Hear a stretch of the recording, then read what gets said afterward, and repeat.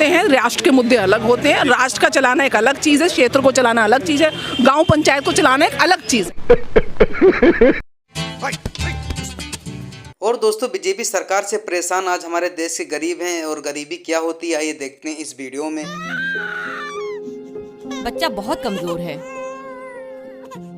इसको पोषण आहार दो। कहाँ से दे? सब कुछ तो मुफ्त मिलता है। हाँ, मिलता है ना। इस भाजपा सरकार में घुन लगा पोषण आहार। ये भगवान क्या जुल्म है।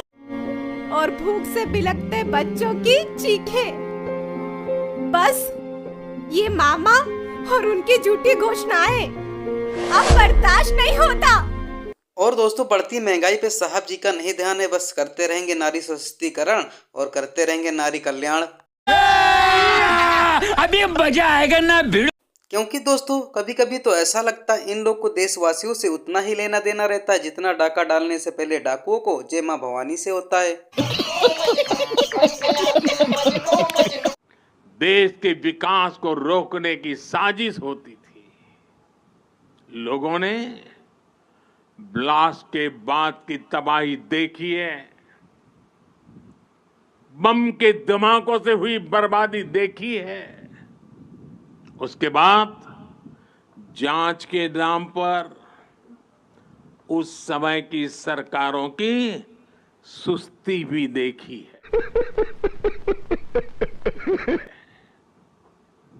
आपको, देश को उस दौर में वापस लौटने नहीं देना है। हमारे सामर्थ्य से उसे रोकते ही रहना है। जो लोग देश की एकता पर हमले कर रहे हैं, हम सभी देशवासियों को उन्हें जानना है, पहचानना है, समझना है और उनसे सतर्क भी रहना है।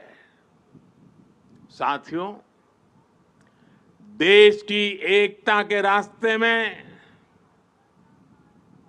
हमारी विकास यात्रा में सबसे बड़ी रुकावट है तुष्टीकरण की राजनीति।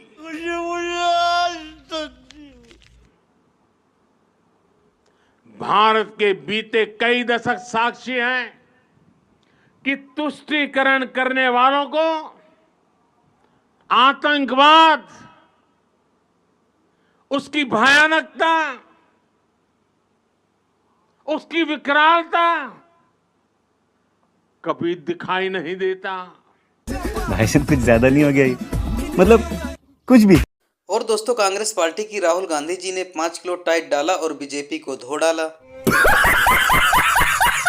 कि नरेंद्र मोदी जी की आत्मा अदानी में है। तोता कहीं बैठा है, राजा कहीं बैठा है, और बहुत समय के लिए सारी की सारी ऑपोजिशन राजे पे अटैक कर रही थी।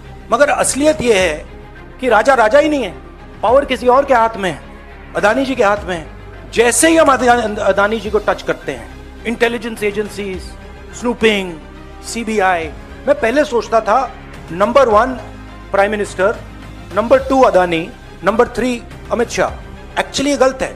Number 1 Adani, number 2 prime minister, number 3 Amit Shah. अब हिंदुस्तान की पॉलिटिक्स हमें समझ आ गई है, और अदानी जी बच के नहीं निकल, पिंजरे में बैठा हुआ तोते की ओर ना चले जाए। तो हमें काफी क्लैरिटी है। आप देखिए, पूरे ऑपोजिशन के खिलाफ यहाँ पे एप्पल का नोटिस आता है।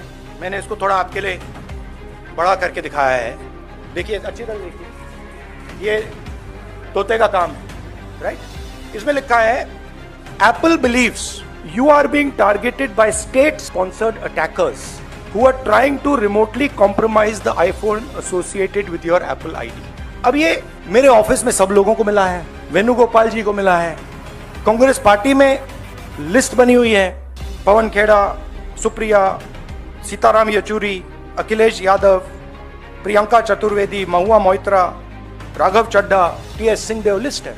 और ये सारे के सारे किसी ना किसी तरीके से इस मामले में इन्वॉल्व है। A few moments later। और दोस्तों, कांग्रेस पार्टी की प्रियंका गांधी जी ने 5 किलो टाइट डाला और छत्तीसगढ़ में बीजेपी को धो डाला। अभी मजा आएगा ना भिड़ो। छत्तीसगढ़ की माताओं बहनों के लिए महतारी न्याय योजना लागू करेंगे, जिसमें प्रति सिलेंडर के रिफिल करने पर 500 रुपए की सब्सिडी आपको दी जाएगी। कांग्रेस सरकार बनते ही प्रदेश के 49,63,000 उपभोक्ताओं में से 42 लाख उपभोक्ताओं जिनकी खपत 200 यूनिट बिजली से कम है, उनका बिजली बिल पूरी तरह से माफ होगा। बाकी 7,63,000 उपभोक्ताओं को 200 यूनिट तक बिजली मुफ्त मिलेगी।